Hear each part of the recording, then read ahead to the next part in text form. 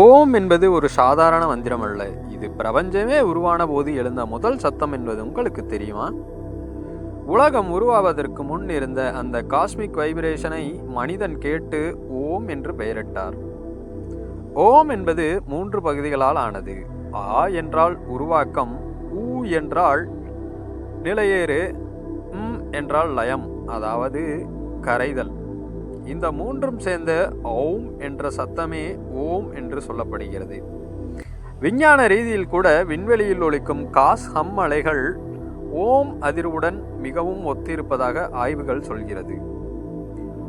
காலை எழுந்தவுடன் ஓம் என்று சொல்லி தியானிக்கையில் மன அழுத்தம் குறையும், சுவாசம் சமநிலை பெறும், மனம் தெளிவு, கவனம் அதிகரிக்கும், உடலை சுற்றியுள்ள ஆறா தூய்மையாகும், உடல் வலி நரம்பு இறுக்கம் குறையும், ஆன்மீக ஆற்றல் உயர்கிறது.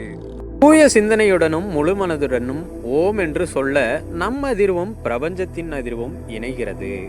எனவே ஒவ்வொரு நாளும் 3 நிமிடம் ஓம் என்று ஜபம் செய்தால் மன அமைதி, உடல் ஆரோக்கியம், ஆன்மீக வளர்ச்சி எல்லாம் தானாக ஒன்று சேரும்.